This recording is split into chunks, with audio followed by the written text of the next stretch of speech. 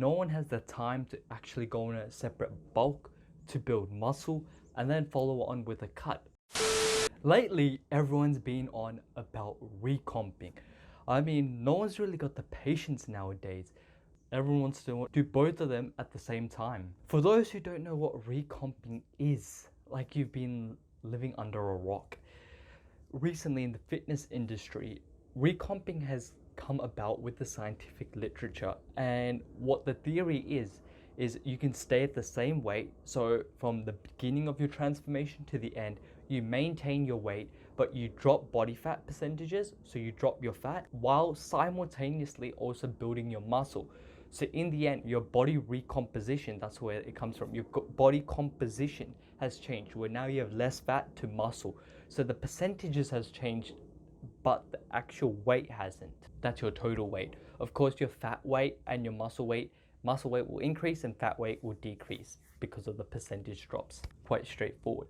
But you may say, isn't it, well, according to thermodynamic laws, that if I want to lose fat, I need to go on a cut, a calorie deficit. And the same applies for a bulk. If I want to build muscle the most efficient and fastest way, bulking is the only way, which is a calorie surplus, which means you need to go on a calorie deficit to do one, a calorie surplus to do another. That's two opposing approaches. How are we breaking laws here? And how is this going to work? So for this to work, you need to actually be either one of these four categories.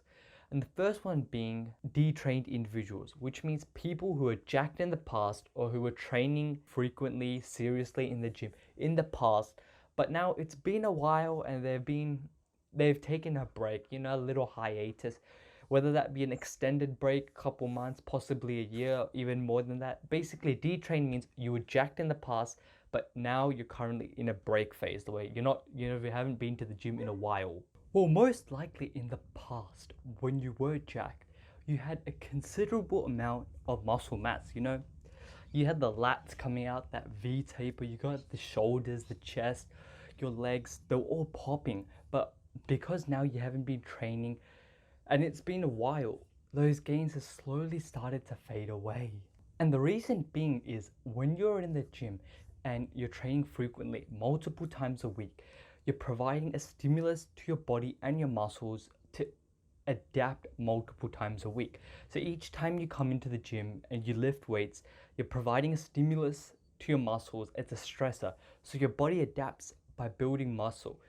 And in adapting and building muscle, your body is more prepared to handle weights the next time. That's why you're able to lift heavier. But when you're not in the gym and you've been taking those breaks, well, you aren't providing that stress, that stressor, that stimulus on your muscles. And so your body doesn't need to adapt anymore. It can just stay where it is. And if you give it long enough, it will soon regress or atrophy in those adaptations because it no longer needs them, because it hasn't received that stimulus in so long.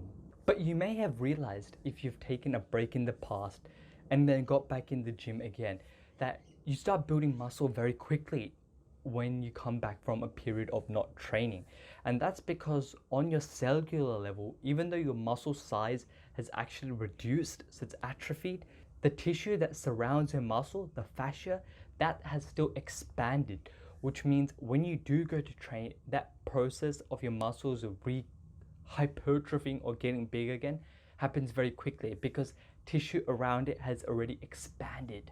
That's why even if after a long break you decide to go on a deficit, which means you're going on a calorie deficit, you're still able to build muscle very quickly because you've already had that foundation in the past.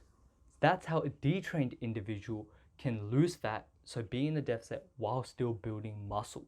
The second group of people are high body fat gymmers, or just people in general. For men, that's above 25% body fat, and for women, just add another 8, so like 33+% body fat. Being such high body fat means you can go into a deficit straight away and you can start ticking away at that fat, but your workouts won't be compromised because you have so much fat that your body can actually go to fat as a source of fuel to make sure your workouts are productive and that way they're productive enough to actually stimulate muscle growth. Which means even in a deficit while you're losing fat, your fat is fueling your workouts, which is building the muscle in a deficit while losing fat. The third group of people, which are majority of all you guys, are beginners. And because working out is so foreign or so new to your body, you've never gone to the gym. It's like your first time, or it's your first week, it's your first month. You're still very primed to put on a lot of muscle because the stress is new, which means your body will adapt very quickly. And because the rate of adaptations or the rate at which you're building muscle is so quick, even if you're in a deficit, you'll still be able to build muscle while losing fat. And the fourth group of people are the suboptimal trainers, who've been in the gym for quite a long while. And they've been training, but it's not being consistent. They're not really serious about their training. So throughout all those years, they've been leaving some gains on the table.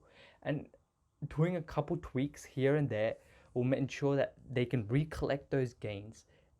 And so they can build that muscle even in the deficit phase. And for whichever category you fall into, after finding your maintenance calories, and if you want to find out how to find your maintenance calories or how much maintenance is for you without even using a calculator, then watch my video on the signals that you need to follow and you need to listen to find your maintenance. But after finding your maintenance, eating in a slight caloric deficit, so around 10% less, while continuing to work out constantly, following a good program, eating enough protein, but 10% deficit will get you those recomp results. But if you're really serious about building your most impressive physique, the one you're most happiest about, most likely it's a version of you which is more muscular than you as well as more leaner than you. And since you require two different things, the best way at accomplishing anything is solely focusing on either one at a time. Even though recomping will get you both results, it's not as efficient as fully focusing on one, maximizing the results of that one, then followed by next one.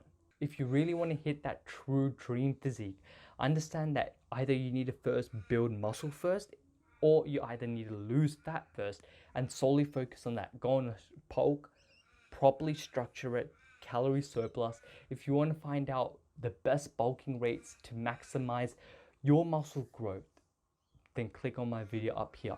And same goes for fat loss. If you want to first get shredded, so then you can go on a very prolonged bulk, do that first. But by recomping, you're kind of leaving some gains behind. That's all, boys. May the gains be with you, and see you in the next one.